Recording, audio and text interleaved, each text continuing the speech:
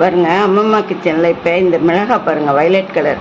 நான் கடைக்கு போனேன், இந்த மாதிரி ஒரு மிளகாயை நான் பார்த்ததே இல்லை. எப்படி ஒரு பபுள் கலரில் இருக்குது பாருங்கள், எவ்வளோ அழகாக இருக்குது பாருங்கள். சரி, இதை எப்படி சட்னி அரைச்சா எந்த கலர் வரும்னு பார்ப்போம். உங்களுக்குலாம் தெரியுமா என்னன்னு எனக்கு தெரியல. நான் இப்போ இது கேரளாவில் வாங்கினேன். இந்த மிளகா எவ்வளோ அழகாக இருக்குது பாருங்கள், பபுள் கலரில். சரி, சட்னி அரைப்போன்னு வாங்கிட்டு வந்தேன். இதுக்கு சட்னி அரைக்கிறதுக்கு தேங்காய் வச்சுருக்கேன், கொஞ்சோண்டு புளி வச்சுருக்கேன், கொஞ்சம் வேர்க்கடலை வச்சுருக்கேன்.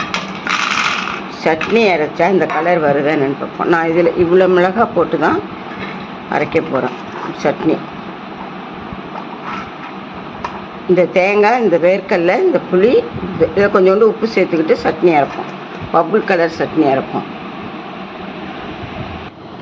இப்போ பாருங்கள், அந்த கலர் மிளவா போட்டு ஒரு 4-5 மிளகாய் தான் போட்டு அரைச்சேன். ஆனால் கலரே வரல. அதுக்கப்புறம் என்கிட்ட காமிச்ச மிளகாய் எல்லாத்தையும் போட்டு அரைச்சிட்டேன். இதுலேருந்து பாதி தேங்காய் போட்டு அதில் அரைச்சிருக்கேன்.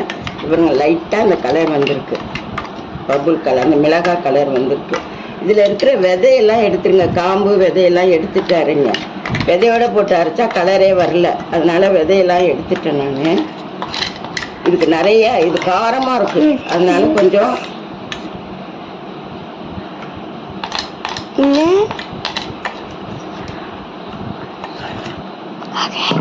இல்லை கொஞ்சம் காரமாக இருக்குது, அதனால கொஞ்சம் எண்ணெய் ஜாஸ்தியாக சேர்த்து தாளித்து கொட்டிக்கோங்க.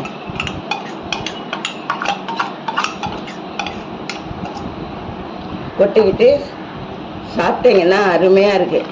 எப்படி கலர்ஃபுல்லாக இருக்குது பாருங்கள். ஆனால் மிளகாய் கொஞ்சம் நிறையா தான் போடணும். நம்ம ஒரு 4-5 மிளகாயெல்லாம் போட்டால் கலரே வரல. அதனால் நான் ஒரு 10-15 மிளகாய் அது போட்டிருக்கேன். அதில் கொஞ்சம் காரமாக இருக்கும், அதனால் கொஞ்சம் புளி சேர்த்துருக்கேன். எப்படி இருக்குதுன்னு எனக்கு சாப்பிட்டு பார்த்து டேஸ்ட் பார்த்து சொல்லுங்கள். இந்த கலர் உங்களுக்கு இந்த சட்னி பிடிச்சிருந்தா லைக் பண்ணுங்கள், ஷேர் பண்ணுங்கள், கமெண்ட் பண்ணுங்கள், சப்ஸ்கிரைப் பண்ணுங்கள். தேங்க்யூ, வணக்கம். Hello everybody, it's a purple color chutney. Like and subscribe, even comment.